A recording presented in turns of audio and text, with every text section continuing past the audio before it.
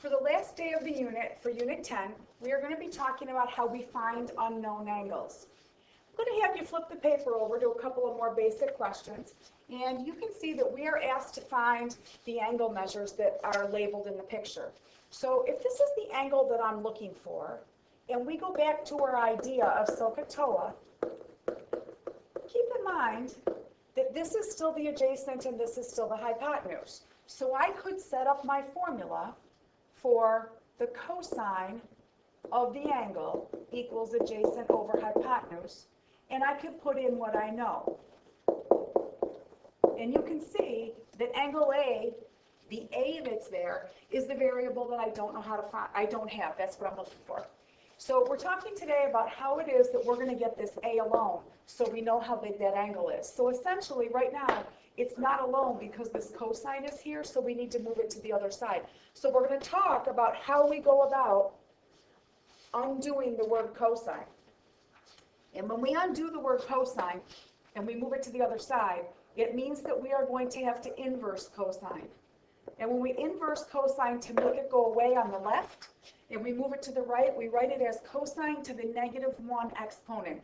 That's inverse cosine of what we have there, 13 over 20.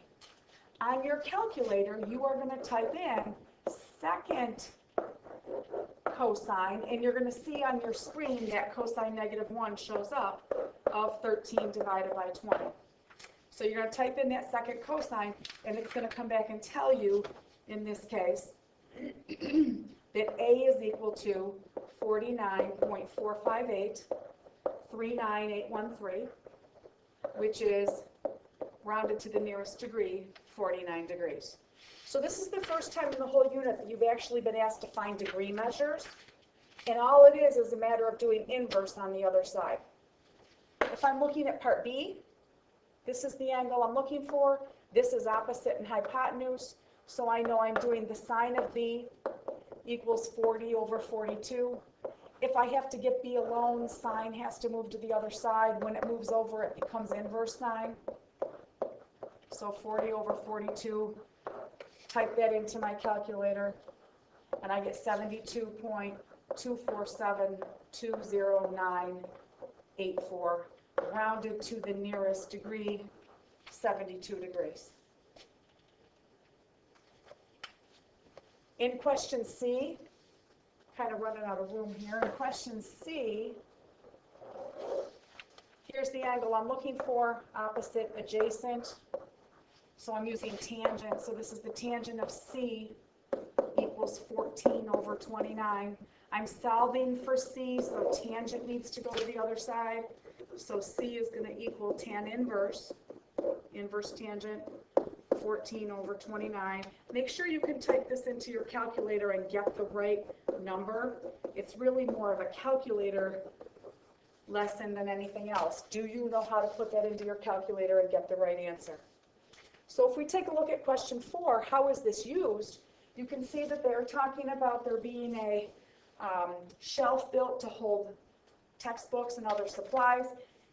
In this, there's a brace that's going to kind of hold the shelf up against the wall. So this is a supporting brace that's here. They want to know if the shelf is 10 inches long and the wall is 6, how big of an angle does that need to be there? So I'm going to do the same thing. I'm going to say, okay, I'm looking for this angle. This is opposite and adjacent. Clearly tangent, opposite and over adjacent we're going to use. So tangent of angle X equals 6 over 10. I'm looking for angle X. How big is it? So this is going to be tan inverse 6 over 10. You type that in wrong on your calculator and don't do the inverse, you're not going to get the right answer. So this is 30.96375653, and it does not say to round.